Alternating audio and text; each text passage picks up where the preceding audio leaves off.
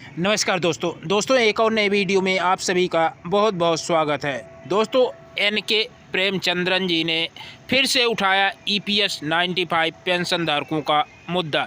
EPS 95 pension धारकों के मुद्दे को सदन के सामने कई बार एनके प्रेमचंद्रन जैसे कई सांसदों ने उठाया है। इस बार फिर से सरकार को घेरा और सरकार से पूछा कि जब सुप्रीम कोर्ट ने आदेश दे दिया है ईपीएस 95 मिनिमम पेंशन बढ़ोतरी को लेकर के, हायर पेंशन को लेकर के, तो सरकार ईपीएस 95 पेंशन धारकों की पेंशन में वृद्धि क्यों नहीं कर रही है। Humility to Her Excellency or the Honorable President of India. There is not even a single word in the 31 speech of the Honorable President regarding the term labor. Sir, labor is the wealth creators of this country. There are a lot of things about the entrepreneurs, investors, ease of doing business. All these things are there. But unfortunately, the term labor is totally ignored in the presidential speech. This is the mindset and attitude of this government. Anti-labor activities and anti-labor policies of the government. So, sir, the labor force and also I would like to say the statutory benefits enjoyed by the labor force is being taken away day by day.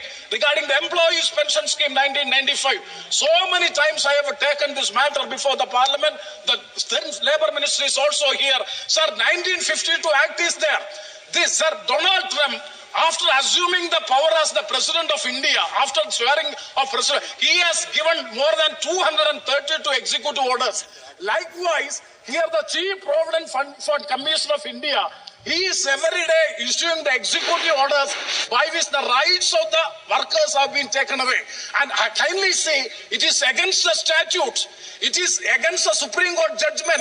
And all these things are the violation of the constitutional provisions of the country. They are taking away the rights of the workforce in the country. Sir, two more points I will conclude. Regarding the insurance, it is, sir, kindly see, we are talking of the growth, prosperous and development of the country. As per the IRDA, life insurance penetration in India is declined from 3.2% to 2.8%. What is the reason? Para 7 of the presidential speech says that insurance for all, because all the insurance agents, LIC agents are going back before because their commission and the benefits are being curtailed by the IRDA as well as the LIC management. So, sir, I am coming to the last point, that is regarding the Vikasit Bharat. Sir, you are speaker, sir, Vikasit Bharat by 2047. So, how is it possible?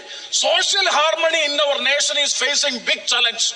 Sir, the data of the Home Ministry, incidents of communal violence rose by 12% in 2024 compared to the previous year. Sir, if we want to become the Vikasit Bharat, I suggest, sir, number one, prioritize job creation through the robust industrial policies, focusing on the production as well as consumption, as suggested by the leader of opposition, Sri Rahul Gandhi yesterday. And the second one is control inflation by addressing supply side bottlenecks. And the third one is increase healthcare, education spending to the global standard. And the fourth one, I'm finishing. Sir, the restore trust in democratic institutions. Sir, I conclude lastly, but not the least. दोस्तों NCP सांसद ने EPS 95 pension धारकों के मुद्दे को उठाया और budget में ईपीएस 95 पेंशन धारकों की घोषणा नहीं की गई। दोस्तों बजट में ईपीएस 95 पेंशन धारकों की बढ़ोतरी का कोई खबर तक नहीं आई।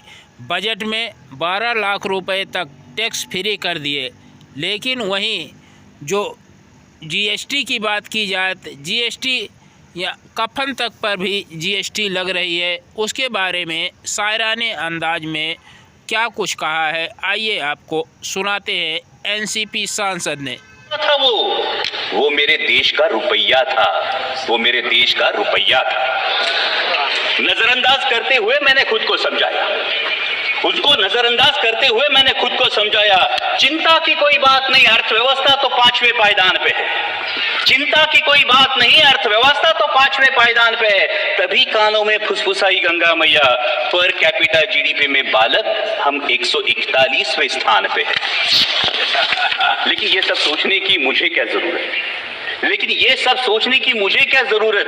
मैं तो एक साधारण सा मिडिल क्लास हूं। जो बजट में टैक्स रिबेट देखकर खुश होता हूं, लेकिन रोजमर्रा की चीजों पर 5 से 18% जीएसटी भरता हूं। चप्पल, कपड़े, खाना, साबुन, खाद, यहां तक कि कफन, चप्पल, साबुन, कपड़े, खाद, यहां तक कि कफन, शर्म आनी चाहिए, यहां तक कि कफन, कोई भी चीज नहीं छूटी है। दर्द तो होता है लेकिन जख्म नहीं दिखता। इनडायरेक्ट टैक्स जीएसटी की यही तो खूबी है। वैसे हेल्थ और एजुकेशन सेस भी मुझसे ही वसूला जाता है, लेकिन पढ़ाई के लिए प्राइवेट स्कूल और इलाज के लिए प्राइवेट अस्पताल में भर्ती होना पड़ता है। खुद की गाड़ी पर जीएसटी और रोड टैक्स भी भरता हूं, लेकिन गड्ढे, टोल और पेट्रोल सेस से कहां राहत पाता हूं। महंगाई तो बढ़ती है लगातार, तुलना में सैलरी नहीं बढ़ती, लेकिन कहां शिकायत कर पाता हूं। लोकल ट्रेनों में लटकता हूं, ट्रैफिक जाम में फंसता हूं, मानो प्रीमियम और ईएमआई चुकाने के लिए मैं जीता हूं। ईएमआई से याद आया, पिछली बार चुका नहीं पाया तो बैंक मेरे दरवाजे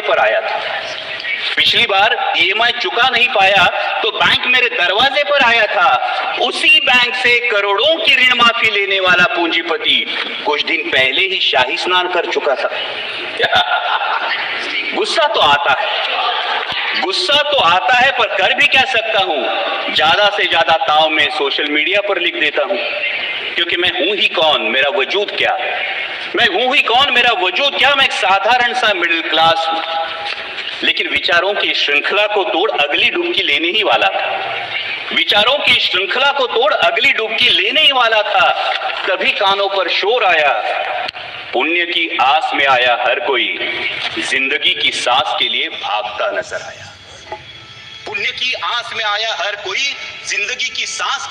नजर आया। भगदड़ में हाथ से हाथ छूट गए, अपनों से अपने बिछड़ गए, सपने सारे बिखर गए, इंसानों तले इंसान कुचल गए।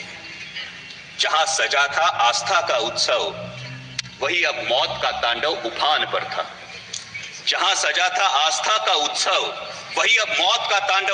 पर था। लेकिन प्रशासन लाशों से ज्यादा अब नाकामी और विफलता को ढकने में तत्पर था। कितने मरे, कितने लापता, कितने खोए, कितने मरे, कितने लापता। लोगों के साथ सरकारी आंकड़ा भी गायब था। शासन, प्रशासन, हर कोई चुप्पी मीडिया, हर कोई चुप्पी साधे। शायद किसी के लिए मानवता से ज्यादा इवेंट होना जरूरी था।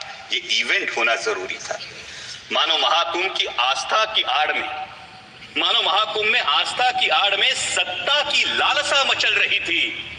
गंगा किनारे इंसानों के बाद अब इंसानियत कुचल रही थी। थर्राई गंगा मैया फिर संभल कर बोली, किनारे पर लाशों के अंबार नए नहीं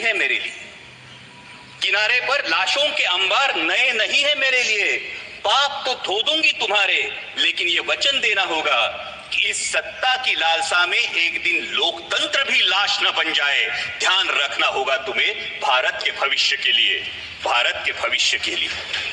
भावभीनी नजरों से मैंने आखिरी डुबकी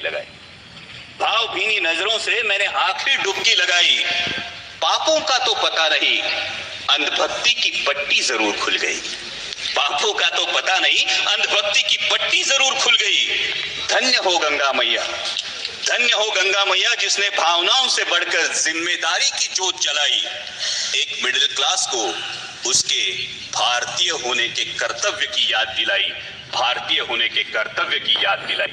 जय हिंद, धन्यवाद।